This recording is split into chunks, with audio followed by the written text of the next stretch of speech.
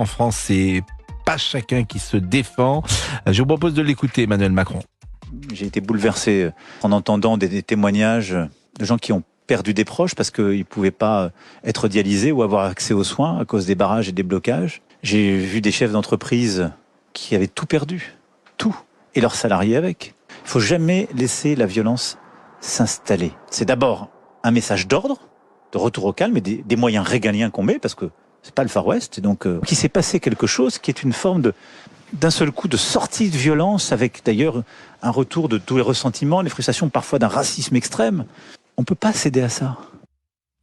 Des propos, effectivement, qui vont être commentés ces prochaines minutes. Alors, si vous nous écoutez chaque jour, nous avons des témoignages de Nouvelle-Calédonie et ceux qui témoignent préfèrent garder l'anonymat. Et nous gardons, bien sûr, cet anonymat et nous vérifions, bien sûr, que ces témoignages sont dignes d'être entendus à l'antenne.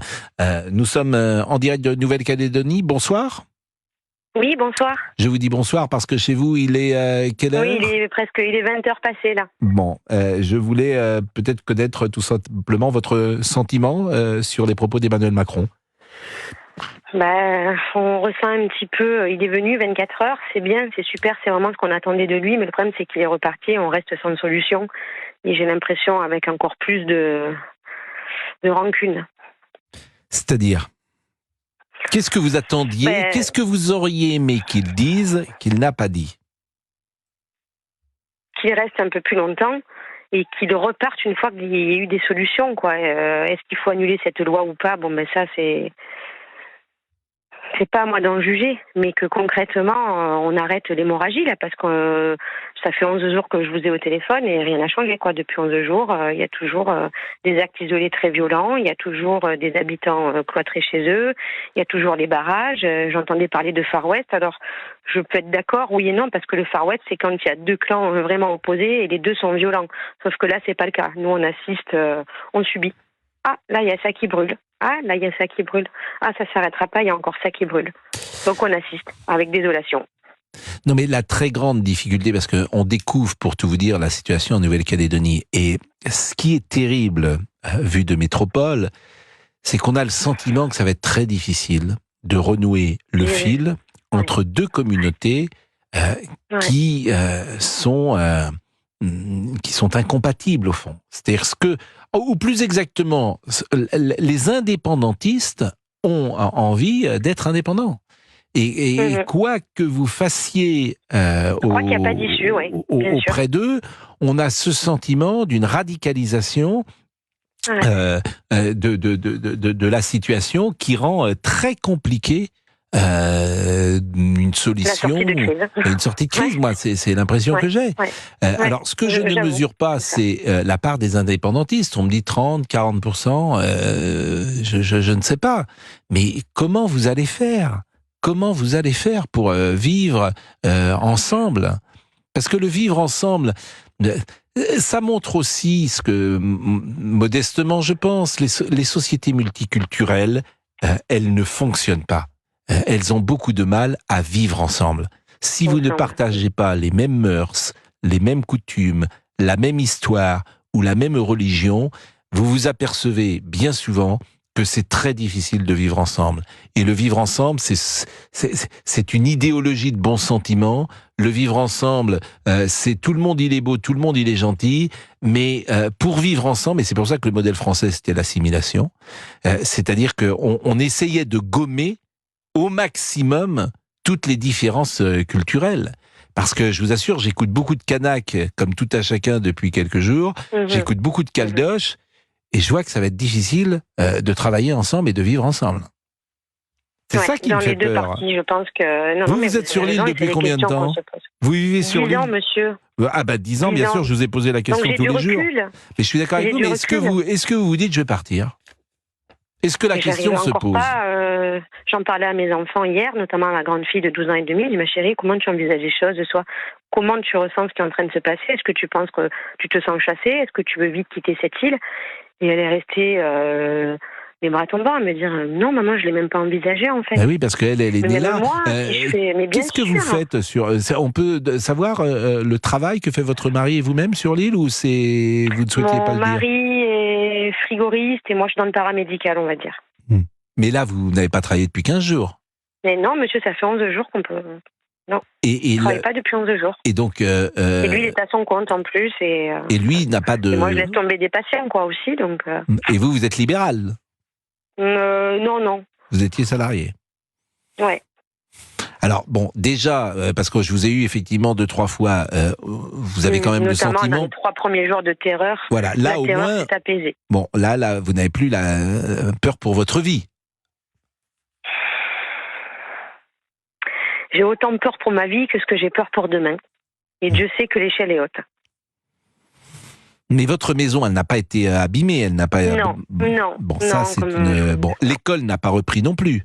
Pareil, non, l'école, elle a été détruite, l'école des enfants. Elle a été détruite. Non, parce que nous, on a la chance. Le collège de ma fille il y a eu des intrusions et les gars ont fait un travail remarquable et du coup, le collège est sur surveillance H24 parce qu'on essaie de garder au moins en état de confort et de bienveillance des établissements scolaires de nos enfants. Et là, l'école primaire des petits de la presqu'île où nous sommes, pareil, elle est protégée par l'entrée de la presqu'île, quoi. Mais donc on a beaucoup de chance, mais les écoles crament toutes les nuits. Donc, les écoles crament toutes les nuits encore? Ah, toutes les nuits, ouais. Lycée, école, quand je vous dis que ça n'a pas changé, c'est qu'on assiste... Ah ben là ça crame là, ah ben la liste s'allonge, là c'est l'école primaire de Caméré, là c'est l'école, là c'est le lycée de Rivière-Salée. En fait, c'est au sens propre la politique de la terre brûlée que font certains indépendantistes. En fait, ce qu'ils veulent, c'est que la situation soit tellement irrespirable que vous vous disiez, on s'en va. Ouais. Et après ils disent que c'est ça aimer leur île. Aujourd'hui, on a dû prendre le bateau pour aller prendre à manger, clairement, parce qu'on n'a pas vu un camion ou quoi que ce soit. On va se chercher à manger. Je regardais au loin cette île magnifique, quoi, où je vis si bien depuis 10 ans, cette merveilleuse île qui est en train d'être réduite au chaos, quoi. C'est terrible. C'est inextricable. Parce que c'est vrai Comment tant de violence a pu être contenue? C'est ça qui nous choque. Mais non, mais parce que moi j'entends les Kanaks qui disent des choses qu'on peut entendre, c'est-à-dire qu'ils disent aux responsabilités on n'est pas forcément présent, des chefs d'entreprise Kanaks il n'y en a peut-être pas, des professions libérales, notaires, avocats, que sais-je, il n'y a pas de Kanak. Il y a des postes vacants avec la loi de l'emploi local et on attend et les postes ne se remplissent pas à défaut de formation, quoi. Enfin, mais je sais que ça, c'est ce que vous dites est terrible parce que en plus il y a des choses qui sont indicibles qu'on ne peut pas dire à l'antenne, mais qui traduisent d'une situation qui est difficile, notamment sur la formation. C'est difficile de dire que les Kanaks sont moins bien formés que les Caldoches. C'est difficile de le dire. Franchement, on est un pays décolonisé, quoi. On est un pays décolonisé. Je vois pas comment on peut faire mieux. Mais même le Sénat coutumier a brûlé, quand vous voyez qu'ils ont brûlé leur propre Sénat coutumier. Là, il y a de quoi marcher sur la tête. Donc, ça veut dire qu'on n'est plus dans aucune de revendication, là. C'est juste de la destruction pure et simple pour je ne sais quoi, pour nourrir de haine et de bêtises, quoi. Bon, écoutez, merci beaucoup de ce témoignage. Bon courage à vous, vraiment bon courage à vous. Merci. Et ce que vous nous dites, pour vous, c'est une situation terrible. Il faut espérer quand même que le dialogue puisse faire naître quelque chose, même si la situation paraît compliquée aujourd'hui. On va marquer une pause à 11h27.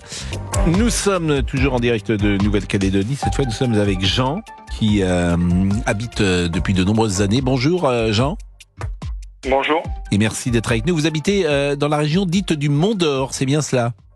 Voilà, tout à fait, sur la commune du Mont d'Or. Ouais. Bon, ça fait 30 ans de Calédonie, donc plus de vie en Calédonie, surtout en tant qu'adulte qu'en métropole, parce que je suis d'origine de la métropole. Et ma fille a du sang kanak dans les veines. Est-ce qu'on peut très brièvement, bien sûr, raconter votre itinéraire personnel? Vous êtes venu pourquoi en Nouvelle-Calédonie il y a 30 ans? Le service militaire, et puis j'ai décidé de m'y installer. Bon, je comprends que vous avez une 50aine d'années. Voilà, tout à fait. Bon, est-ce qu'on peut savoir ce que vous faites en Nouvelle-Calédonie? J'ai été salarié, formateur, salarié, et je suis aujourd'hui artisan. Vous avez fait votre vie là-bas, Peut-être avez-vous trouvé l'amour sur l'île, ou votre compagne était-elle en métropole? Ah non, moi j'ai ma vie d'adulte, elle est ici en Calédonie, hein, donc la mère Donc vous de avez ma rencontré fille... votre... Voilà, la mère de ma fille est calédonienne, d'origine kanak. Ma fille a du sang kanak dans les veines, donc voilà.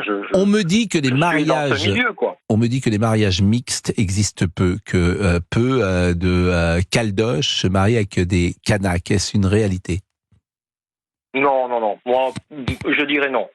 Il y a de la mixité, il y a beaucoup de métissage.